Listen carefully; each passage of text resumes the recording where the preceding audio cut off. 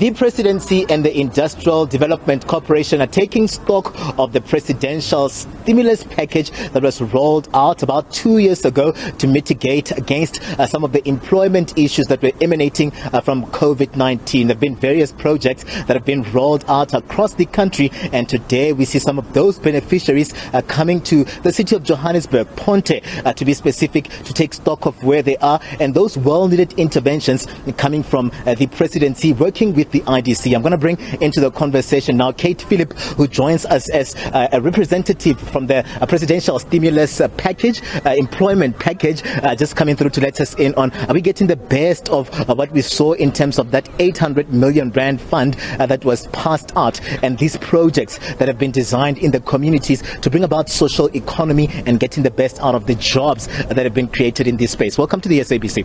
Thank you. Yes, today we're looking at one of the programs in the presidential employment stimulus called the Social Employment Fund, and the focus of this program is on partnering with organizations at community level to support the work that they're often already doing, but to assist them to extend and amplify that work by employing people to contribute to a wide variety of what we call work for the common good.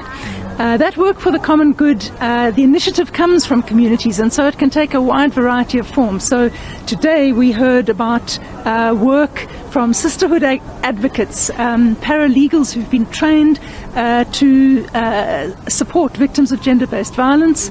We heard that significant increases in the numbers of cases processed. We've also seen the Johannesburg Inner City Partnership here. We at Ponte, we've been hearing from Dlala and Jay that involves young people in tour guides in the inner city to change the face and the impression that people have of the inner city, at the same time providing income generating opportunities and pathways for those young people who participate. So we've seen a lot today. I think what's been so exciting is the energy, the passion, the commitment, the initiative that is coming from below, from communities, and the fact that this Social Employment Fund is able to support that.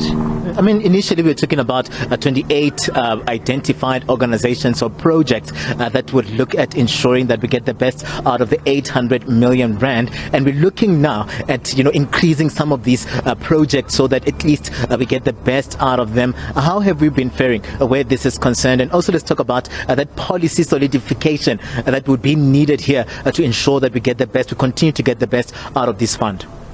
So this fund was a form of innovation in the context of the crisis of COVID. The Social Employment Fund is a new fund, and it started off with funding to support 50,000 jobs.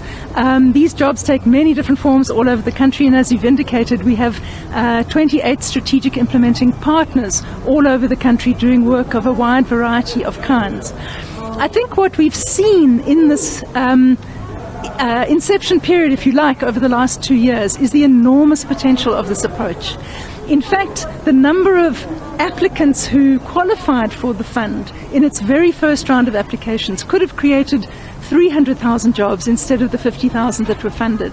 I think what we have here is a really strong proof of concept for an approach that we can take to greater scale to address the challenge of unemployment at community level in communities where it's felt the most.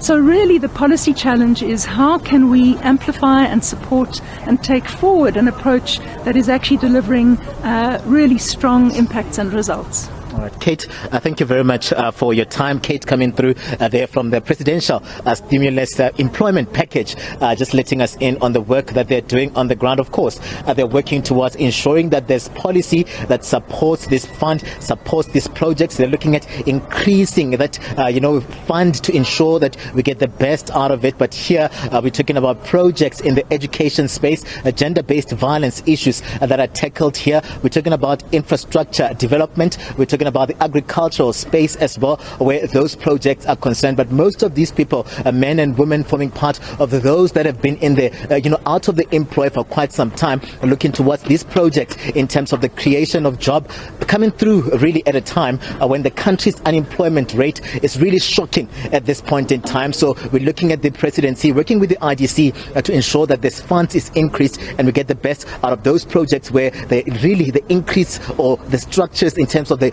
development of well-needed jobs is concerned. I'm Katlego, Legodi, SABC News in Johannesburg.